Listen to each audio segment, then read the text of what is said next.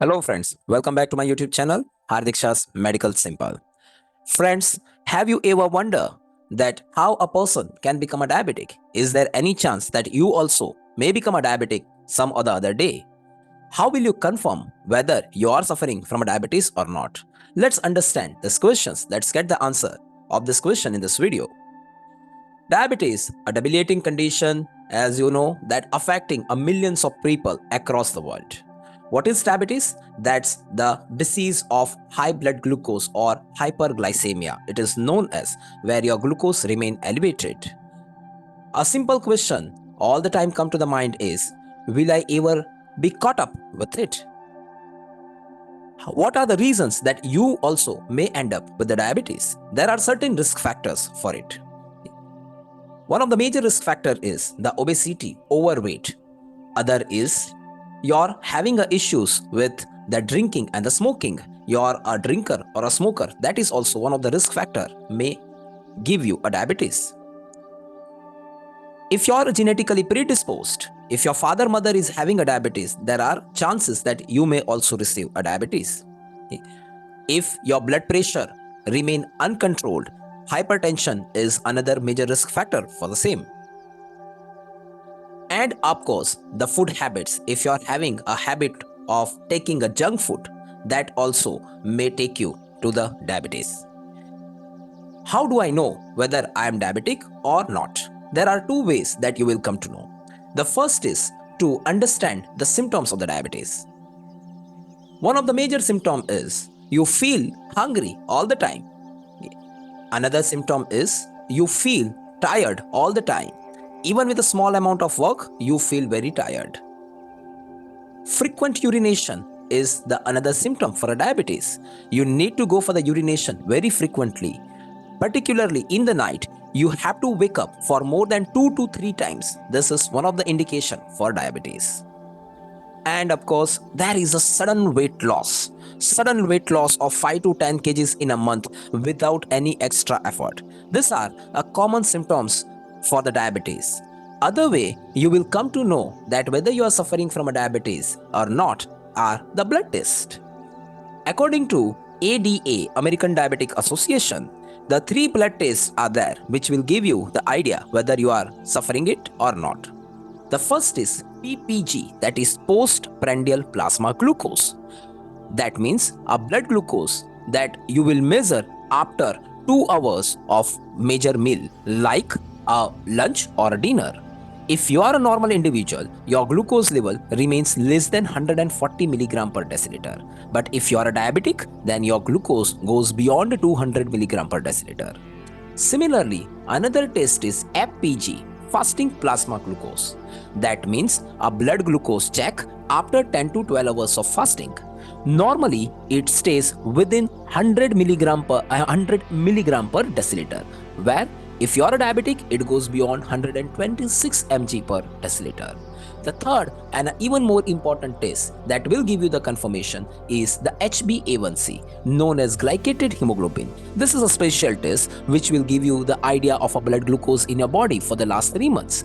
Normally, it is less than 5.7%. If you are a diabetic, it becomes more than 6.5%. So these are the ways you can confirm that whether you are suffering from diabetes or not. Mainly, 3 types of diabetes exist. First is type 1 diabetes, where there is an issue with the pancreas, the one which produces the insulin for the body. Second is type 2 diabetes. Third is gestational diabetes. A diabetes generally occurs during the pregnancy. Type 1 diabetes is accounting for nearly 10 to 15%, but the type 2 diabetes is accounting for 85 to 90%. So, the question immediately comes to the mind is, which type of a diabetes I am suffering from? How will I come to know? Okay. As such, a professional or a doctor can tell you about this, but to get a simple idea, okay, you have to look at your treatment. If you will find a treatment, the first line treatment option, that means on diagnosis of a diabetes, if you are given an insulin immediately, there are high chances that you are suffering from type 1. But on the first diagnosis of a disease, if you have been given a tablets, there are high chances that you are a type 2 diabetic patient. So the question is, why are different treatments for the different type of diabetes? What is the difference between the type 1 and type 2? To know this, let's understand how the glucose is used by the body. So, within a body, there are trillions of cells present. Our body is made up of a trillion of cells. More than 1 trillion cells are present. Let us assume this is a cell. On every cell of the body, there is a specialized receptor named insulin receptor. Within a blood vessel, a blood is flowing, and along with the blood, there are a glucose also present. The glucose is also flowing along with the blood. This glucose is the source of energy which provides the energy to the cell.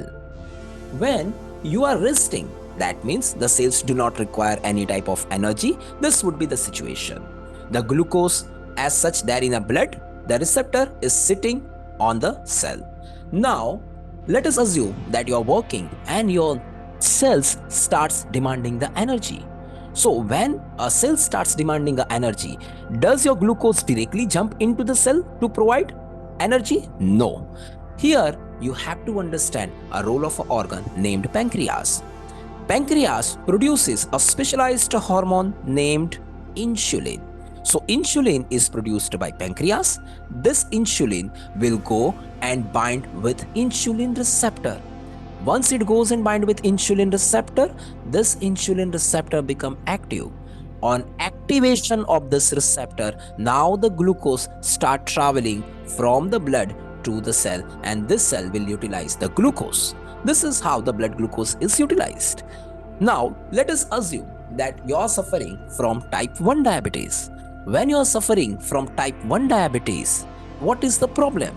The problem is your pancreas produces almost very negligible amount of insulin, or probably not at all insulin is produced by the pancreas.